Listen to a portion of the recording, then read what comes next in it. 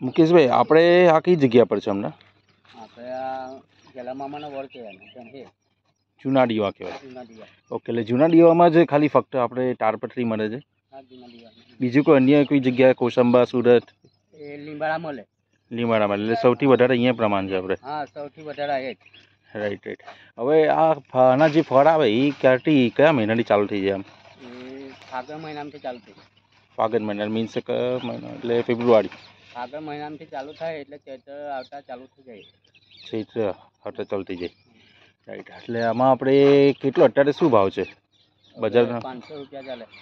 500 રૂપિયા ચાલે છે બજારમાં. Okay, great.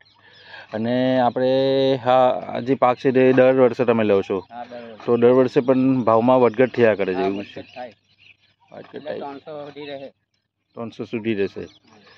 રાઈટ. અને બીજું કે આપણે આ કઈ આનું કઈ જાત આવે અલગ અલગ કે સેમ જ આવે આ બધી? ના, નર ને નારી આવે ને. નર અને નાળી આવે.